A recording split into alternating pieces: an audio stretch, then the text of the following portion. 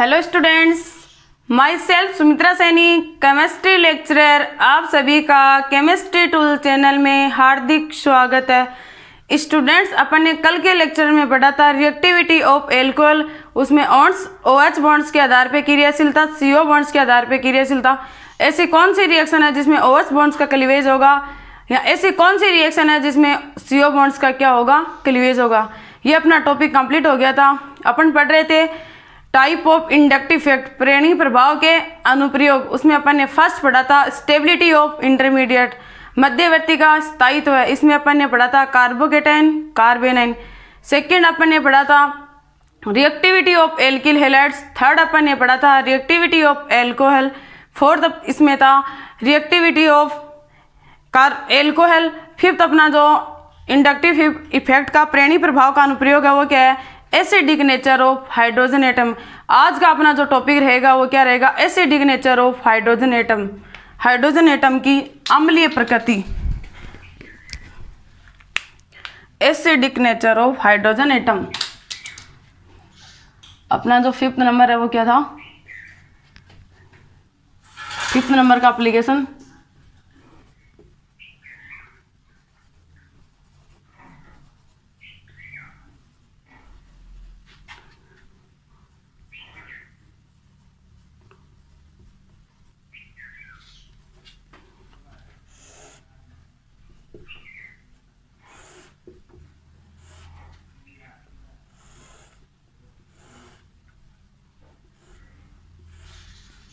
Hydrogen atom की अम्लीय प्रकृति।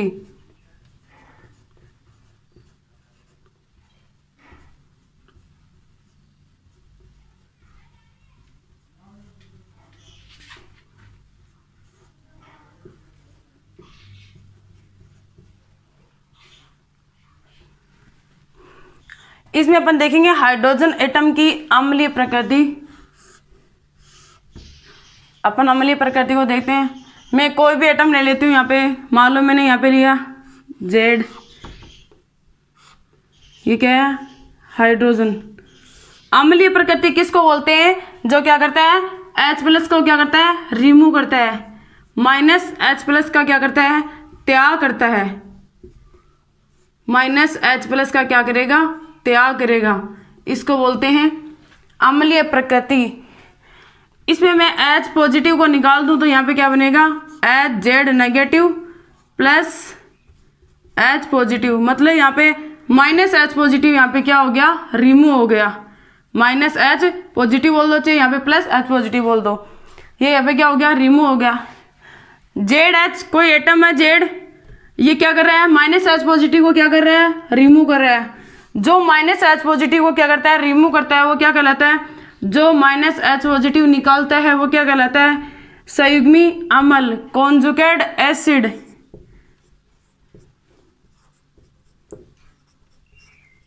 संयुग्मी अम्ल। इस रिएक्शन को मैं मतलब अब दोनों साइडों में करवाऊं, रिवर्सिबल करवाऊं तो क्या होगा। अगर ये रिएक्शन क्या कर रहा है, ये क्या कर रहा है, Z + H+ को क्या कर रहा है, ग्रहण कर रहा है। ग्रहण करेगा तो क्या कहलाएगा, संयुग्मी क्षार। जो H+ को त्याग करता है वो संयुग्मी अम्ल, जो H+ को क्या करेगा, ग्रहण करेगा, वो क्या कहलाएगा। ये रिएक्शन Z + H+ मिलके क्या बनाएगा, ZH, मतलब ये H+ को क्या कर रहा है, ग्रहण कर रहा है, तो ये क्या कहलाएगा, कॉन्जुगेट बेस, संयुग्मी क्षार।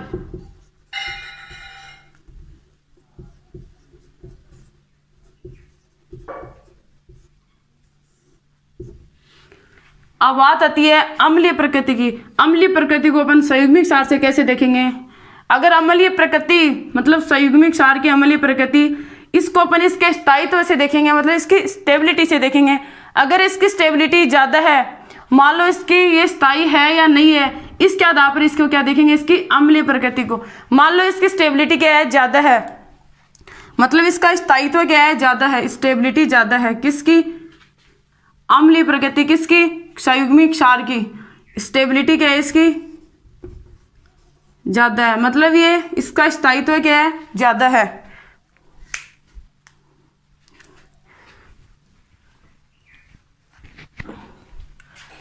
स्टेबिलिटी इसकी ज़्यादा है, मतलब इसका स्थायित्व ज़्यादा है।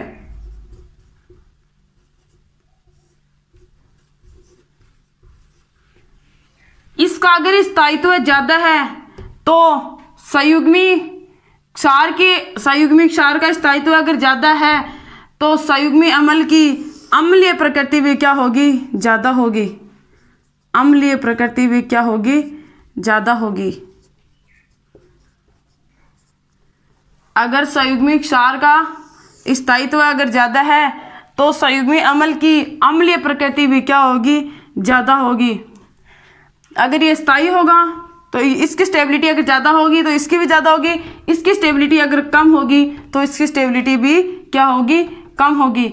अपन अब इसको एग्जाम्पल के द्वारा देखेंगे कि कैसे कैसे संयुग्मी क्षार की अम्लीय प्रकृति इंक्रीज हो रही है, उस वजह से उसकी अगर उसका स्थायित्व ज़्यादा है तो उसकी अम्लीय प्रकृति भी क्या होगी, ज़्यादा होगी। मैं इसको एक एग्जाम्पल से लेती हूँ।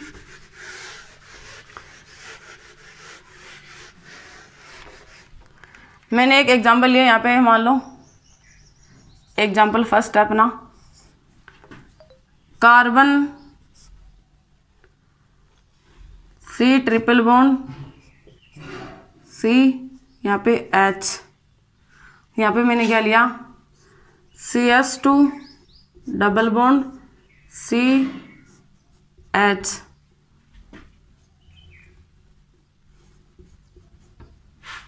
यहाँ पे मैंने लिया CS3 सिंगल बॉन्ड CS2H।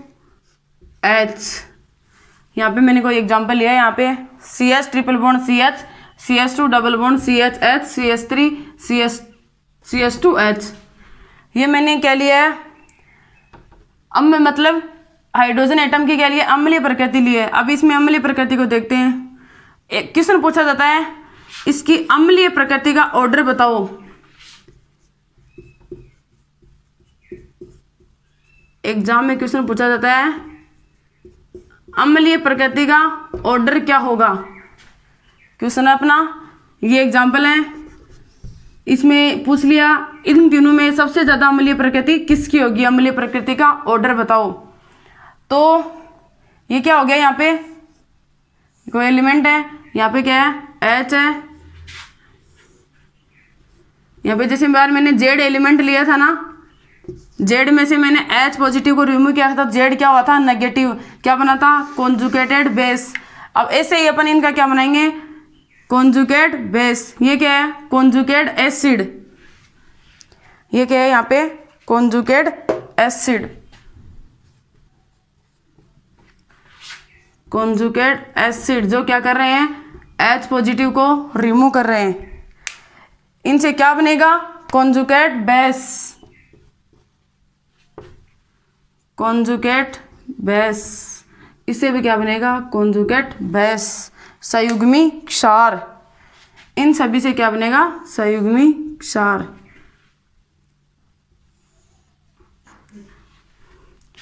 संयुग्मी क्षार। अब इनका अपन क्या बनाते हैं, कॉन्जुगेटेड बेस। मान लो इसको मैंने नाम दे दिया HA, इसको नाम दे दिया मैंने HB, इसको नाम मैंने दे दिया HC। ये मैंने नाम दिए जिसे अपन इनका ऑर्डर लिख ले। यहाँ इसको मान लो फर्स्ट, इसको सेकंड, इसको थर्ड, फर्स्ट सेकंड थर्ड। ये कोई एलिमेंट है, ये यहाँ पे क्या करेगा, H पॉजिटिव को क्या करेगा, रिमूव करेगा। जो एलिमेंट H पॉजिटिव को रिमूव करता है वो क्या बनाता है, कॉन्जुगेटेड बेस।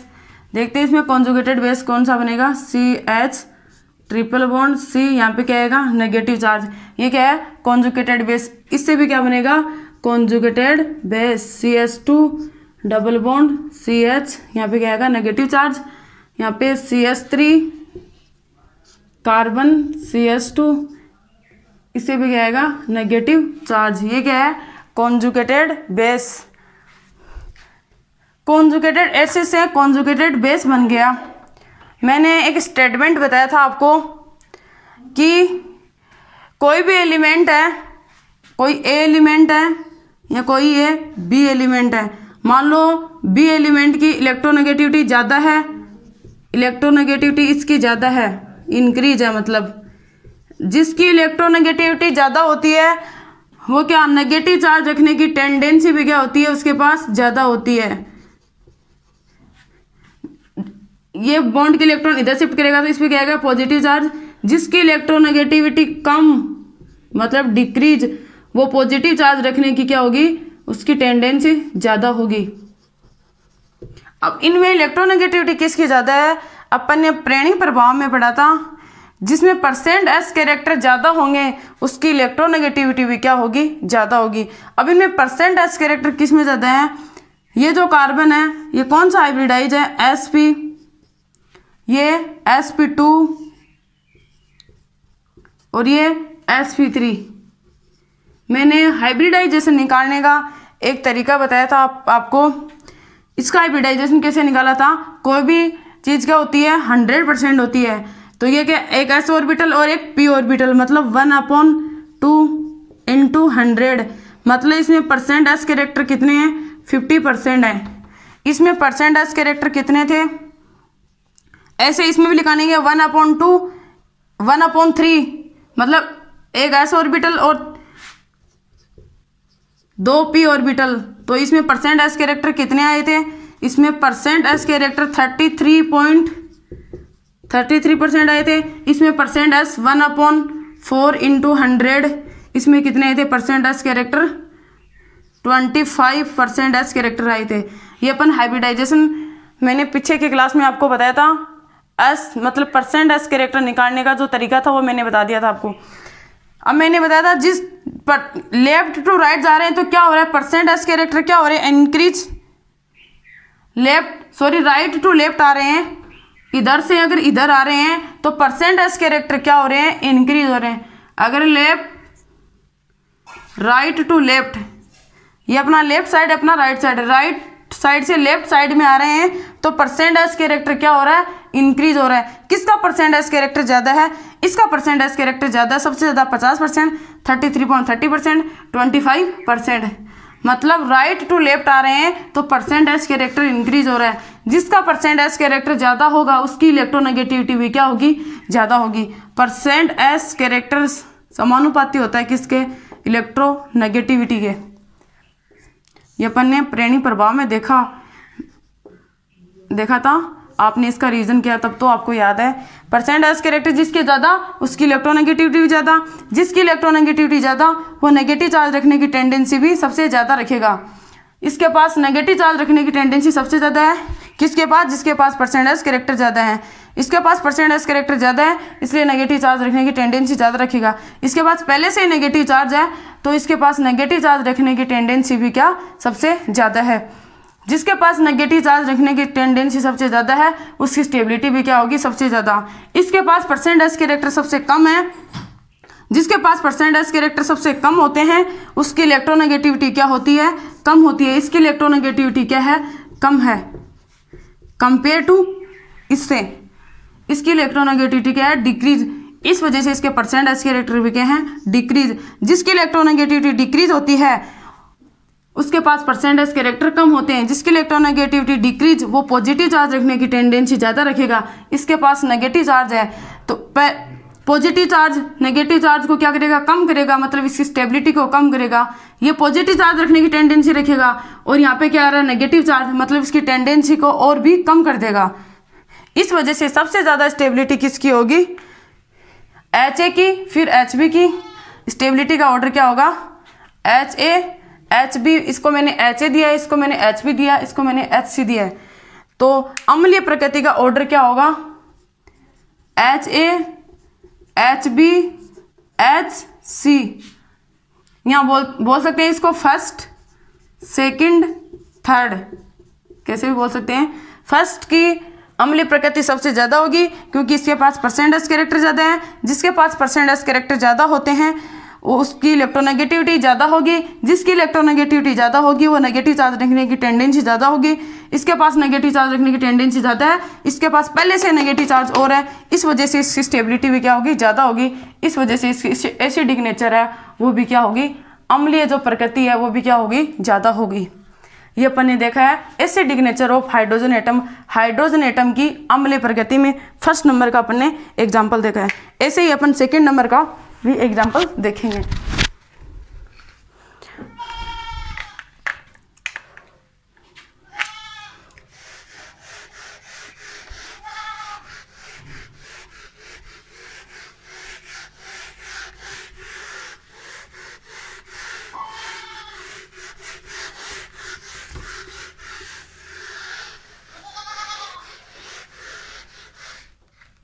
मैं यहाँ पे सेकेंड एग्जाम्पल लूँ एक क्वेश्चन, मान लो अपना क्वेश्चन नंबर सेकेंड है।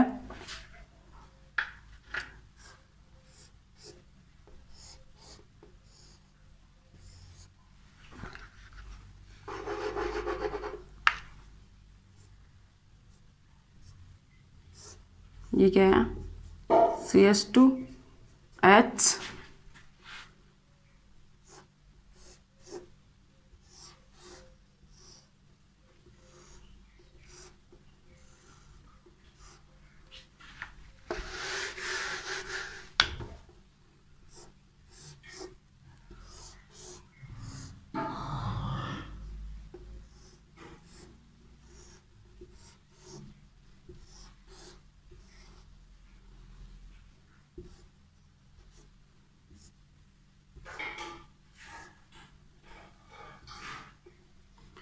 ये एग्जाम्पल सेकंड।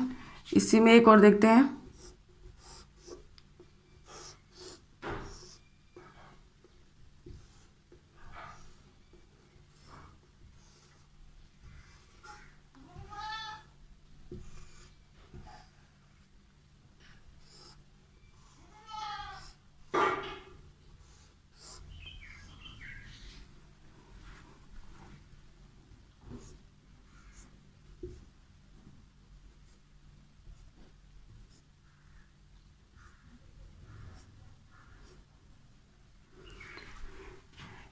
यहाँ पे हाइड्रोजन है, इसके पास भी हाइड्रोजन है। कार्बन की वैलेंसी 4 होती है, 1 2। यहाँ पे कार्बन, यहाँ पे 2 हाइड्रोजन है। एक हाइड्रोजन को मैंने शो कर दिया, क्वेश्चन नहीं किया। 1 2 3 कार्बन की वैलेंसी 4 होती है। यहाँ पे भी क्या है, एक हाइड्रोजन है, और यहाँ पे भी क्या है, एक हाइड्रोजन है। इस हाइड्रोजन को मैंने पहले से ही डिफाइन करके लिख दिया है। अब देखा है क्वेश्चन पूछा है इसकी अम्लीय प्रकृति का ऑर्डर बताओ। क्वेश्चन क्या है अपना, अम्लीय प्रकृति का ऑर्डर। इनकी अम्लीय प्रकृति का क्या ऑर्डर होगा, ये अपना क्या है क्वेश्चन है। अब इनमें देखते हैं अम्लीय प्रकृति का ऑर्डर। ये क्या है, अम्लीय प्रकृति का ऑर्डर क्या होता है, जो क्या है अम्लीय प्रकृति किसको बोलते हैं, जो -H पॉजिटिव को क्या करेगा, रिमूव करेगा। जो -H पॉजिटिव को रिमूव करेगा, मतलब जो -H पॉजिटिव बाहर निकालता है, वो क्या कहलाता है, कॉन्जुगेटेड एसिड। तो यहाँ पे ये क्या है, कॉन्जुगेटेड एसिड। जो कॉन्जुगेटेड एसिड जो मतलब -H पॉजिटिव बाहर निकले, वो क्या कहलाएगा, कॉन्जुगेटेड बेस। तो यहाँ पे ये हाइड्रोजन यहाँ से -H पॉजिटिव के रूप में बाहर निकलेगा, -H पॉजिटिव। यहाँ पे ये मान लो ये हाइड्रोजन -H पॉजिटिव, यहाँ पे मालूम ये हाइड्रोजन -H पॉजिटिव। निकालने के बाद में क्या बनेगा, -H पॉजिटिव को बाहर निकालने के बाद में क्या बनता है, जैसे मैंने ZX लिया था, उसमें -H पॉजिटिव को रिमूव किया था, तब क्या बना था, Z नेगेटिव। इसको क्या बोला था मैंने, कॉन्जुगेटेड बेस। जो H पॉजिटिव को बाहर निकालता है वो कॉन्जुगेटेड एसिड, ये क्या है, कॉन्जुगेटेड एसिड। और जो H पॉजिटिव को ग्रहण करता है वो क्या कहलाता है, कॉन्जुगेटेड बेस। इनसे क्या बनाएंगे अपन, कॉन्जुगेटेड बेस। CH2 नेगेटिव, ये क्या है, कॉन्जुगेटेड बेस।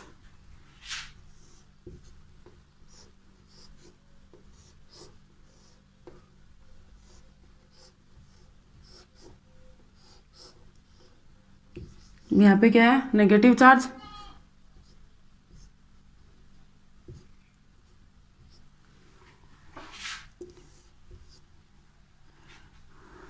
यहाँ पे लिख देती हूँ मैं -H पॉजिटिव, यहाँ पे भी -H पॉजिटिव, यहाँ पे भी -H पॉजिटिव क्या हो गया, रिमूव हो गया।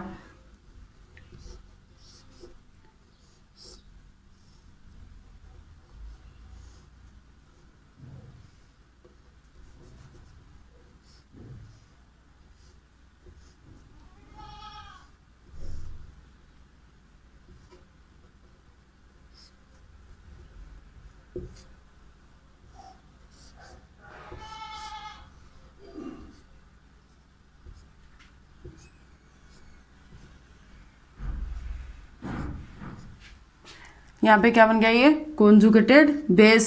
इनको क्या बोलेंगे, कॉन्जुगेटेड बेस। इनको क्या बोलेंगे यहाँ पे, कॉन्जुगेटेड बेस। कॉन्जुगेटेड बेस, इनको भी क्या बोलेंगे यहाँ पे, कॉन्जुगेटेड बेस। कॉन्जुगेटेड ऐसे से अपन ने कॉन्जुगेटेड बेस बना लिया। अब देते हैं, इसमें नेगेटिव चार्ज है, ये क्या रेजोनेंस शो कर रहा है।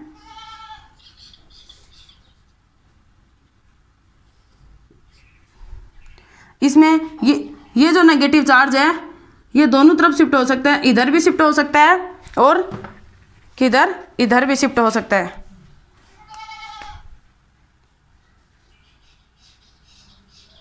इधर भी शिफ्ट कर सकते हैं इसको। ऐसे इसमें ये नेगेटिव चार्ज इधर भी आ सकता है और ये नेगेटिव चार्ज इधर भी जा सकता है, मतलब, और ये नेगेटिव चार्ज इधर भी जा सकता है। इसमें कितनी पॉसिबिलिटी होगी, इसमें 3 पॉसिबिलिटी हो गई। इसमें 3 पॉसिबिलिटी होगी और इसमें कितनी पॉसिबिलिटी है, 2 पॉसिबिलिटी हैं। और इसमें कितनी पॉसिबिलिटी है, इसमें 1 पॉसिबिलिटी है। यहाँ पे ये नेगेटिव चार्ज है, ध्यान से देखना स्टूडेंट्स। यहाँ पे ये नेगेटिव चार्ज है, ये यहाँ पे रेजोनेंस शो कर रहा है। यहाँ पे 3 रिंग में रेजोनेंस, पर रिंग रेजोनेंस कितनी रिंग है, 3 रिंग्स हैं। इसमें भी पर रिंग रेजोनेंस है, वो कितनी रिंग है, 3 रिंग्स हैं। इसमें ये नेगेटिव चार्ज इधर की तरफ शिफ्ट होगा, ये नेगेटिव चार्ज इधर आ गया, तो ये पाई बॉन्ड्स के इलेक्ट्रॉन इधर, इस पाई बॉन्ड्स के इलेक्ट्रॉन इधर, इस पाई बॉन्ड के इलेक्ट्रॉन इधर। ऐसे ही इनमें भी क्या करेगा, रेजोनेंस, पर रिंग रेजोनेंस, ये बॉन्ड्स इधर तो ये बॉन्ड्स इधर। ऐसे इनमें भी क्या होगा, रेजोनेंस होगा। तो सबसे ज़्यादा रेजोनेंस कहाँ हो रहा है, इस रिंग में हो रहा है, 3rd नंबर वाली रिंग्स में हो रहा है। इस रिंग को बोलते हैं अपन 1st रिंग, इस रिंग को बोलते हैं अपन 2nd रिंग, इस रिंग को अपन बोलते हैं 3rd रिंग। तो 3rd रिंग में रेजोनेंस सबसे ज़्यादा हो रहा है, फिर 2nd रिंग में, फिर 1st रिंग में। तो इनकी स्टेबिलिटी का ऑर्डर क्या हो गया, सबसे ज़्यादा स्टेबिलिटी किसकी होगी, 3rd की, उसके बाद में 2nd की, उसके बाद में 1st की। 3rd की सबसे ज़्यादा क्या होगी, एसिडिक नेचर, फिर 2nd की होगी और फिर क्या होगी, 1st की होगी। ये इनकी क्या हो गया, एसिडिक नेचर का ऑर्डर हो गया, अम्लीय प्रकृति का क्या हो गया, ऑर्डर होगा। क्योंकि 3rd की एसिडिक नेचर सबसे ज़्यादा, क्योंकि एसिडिक नेचर सबसे ज़्यादा कैसे हुई, क्योंकि इसमें रेजोनेंस सबसे ज़्यादा है कंपेयर टू इससे। फिर इन दोनों में इसमें रेजोनेंस ज़्यादा है, फिर 1st वाली रिंग में। तो जिसमें सबसे ज़्यादा रेजोनेंस है उसकी अम्लीय प्रकृति भी क्या होगी, सबसे ज़्यादा होगी। अब अपन बात करते हैं क्वेश्चन नंबर 3rd की। इनमें अपन एक रिंग साइज का भी क्या लेते हैं, एग्जाम्पल लेते हैं।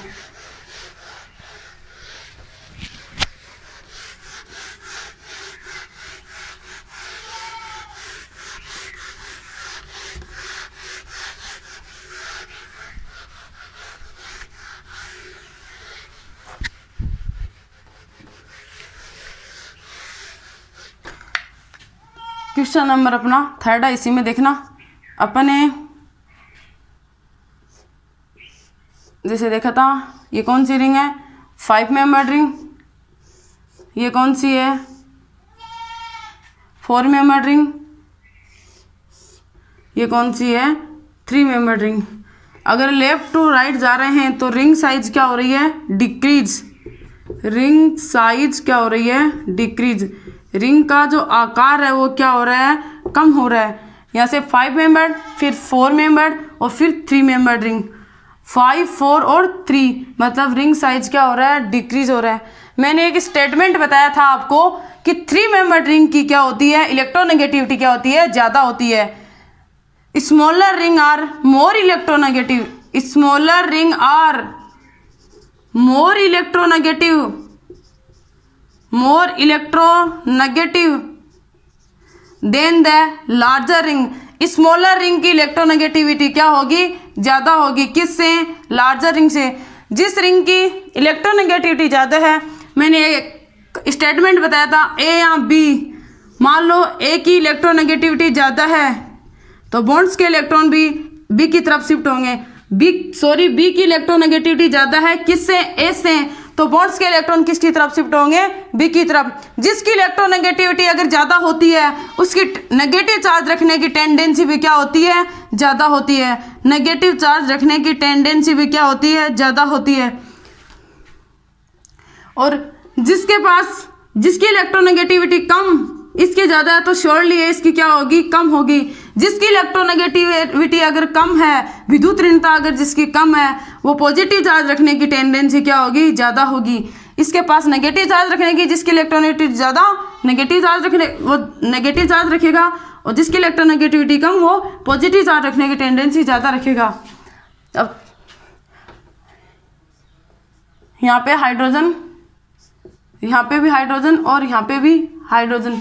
इसको नाम मैंने दे दिया ए, इसको नाम मैंने दे दिया बी, इसको नाम मैंने दे दिया सी। ये क्या है, कॉन्जुगेटेड एसिड।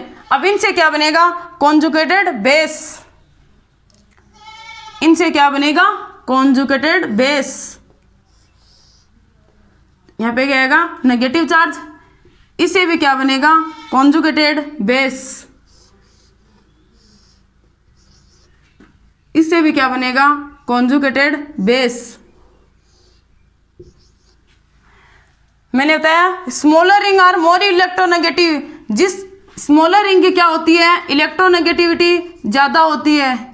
जिसकी इलेक्ट्रोनेगेटिविटी ज़्यादा, वो नेगेटिव चार्ज रखने की टेंडेंसी भी ज़्यादा। इसके पास पहले से नेगेटिव चार्ज है तो इसकी स्टेबिलिटी क्या होगी, सबसे ज़्यादा होगी। एसिडिक नेचर भी क्या होगी, सबसे ज़्यादा कंपेयर टू इसके पास। लार्जर रिंग क्या होगी, लार्जर रिंग के पास इलेक्ट्रोनेगेटिविटी क्या होती है, कम होती है। जिसकी इलेक्ट्रोनेगेटिविटी कम, वो पॉजिटिव चार्ज रखने की टेंडेंसी ज़्यादा रखेगा।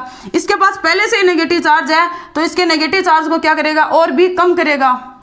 मतलब पॉजिटिव चार्ज आएगा तब तो इसकी टेंडेंसी बढ़ जाती है। इसके पास क्या है, नेगेटिव चार्ज, मतलब पॉजिटिव चार्ज है, इसके नेगेटिव चार्ज को क्या करेगा, कम करेगा। इस वजह से इसकी स्टेबिलिटी सबसे कम होगी कंपेयर टू इसकी वजह से। जिसकी स्टेबिलिटी भी कम है तो अपन क्या पढ़ रहे हैं, एसिडिक नेचर का ऑर्डर, तो उसकी एसिडिक नेचर भी क्या होगी, कम होगी। एसिडिक नेचर का ऑर्डर पढ़ रहे हैं अपन। अपना ये क्वेश्चन था, इसमें क्या बताना था, अम्लीय प्रकृति का ऑर्डर। अम्लीय प्रकृति का ऑर्डर, तो सबसे ज्यादा अम्लीय प्रकृति किसकी होगी, 3 मेंबर रिंग की, फिर 4 मेंबर रिंग की, फिर 5 मेंबर रिंग की। मतलब सबसे ज्यादा अम्लीय प्रकृति किसकी होगी, HC की, फिर HB की और फिर HA की। ये अपनी क्या किसका ऑर्डर हो गया, अम्लीय प्रकृति का, क्योंकि 3 मेंबर रिंग की इलेक्ट्रोनेगेटिविटी ज़्यादा है। जिसकी इलेक्ट्रोनेगेटिविटी ज़्यादा, वो नेगेटिव चार्ज रखने की टेंडेंसी भी ज़्यादा, उसकी अम्लीय प्रकृति भी ज़्यादा, उसकी स्टेबिलिटी भी ज़्यादा। और इसके पास क्या है, इलेक्ट्रोनेगेटिविटी कम। जिसके पास इलेक्ट्रोनेगेटिविटी कम, वो पॉजिटिव चार्ज रखने की टेंडेंसी। जिसके पास इलेक्ट्रोनेगेटिविटी ज़्यादा, वो नेगेटिव चार्ज रखने की टेंडेंसी ज़्यादा रखेगा। तो इस वजह से 3 मेंबर रिंग की एसिडिक नेचर भी ज़्यादा और इसकी स्टेबिलिटी भी ज़्यादा। ये अपन किस में देखा है, acidic nature of hydrogen atom में। ये अपन एग्जांपल देख लिए हैं इसके। अपन क्या पढ़ रहे थे, acidic nature of hydrogen atom. Hydrogen atom की अम्लीय प्रकृति ये अपनी कंप्लीट हो गई है। कल के लेक्चर में अपन पढ़ेंगे हाइड्राइड्स की अम्लीय प्रकृति। जैसे पी ब्लॉक के हाइड्राइड्स हैं, उनके अम्लीय प्रकृति पे क्या इफेक्ट पड़ता है, ये अपन कल के लेक्चर में देखेंगे। ये अपना क्या था, एसिडिक नेचर का क्या था, बेसिक था। आप इसको अच्छे से याद करें और लिख लिख के याद करें। जब तक आप इसको लिख लिख के याद नहीं करोगे तब तक कुछ भी याद नहीं होगा।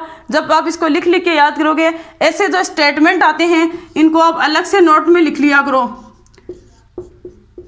नोट लगा के लिख लिया करो। ये पीछे वाली क्लास में भी आया था स्टेटमेंट, मैंने इसको यहाँ पे तो रिवाइज किया है। ऐसे स्टेटमेंटों को आप नोटबुक के ऊपर लिख लिया करो और इनको रफ नोटबुक में लिख लिख के याद किया करो, जिससे आपको अच्छे से समझ में आ जाएगा। और आप इसका रीजन करते रहना। आज की क्लास के लिए इतना ही। थैंक्स।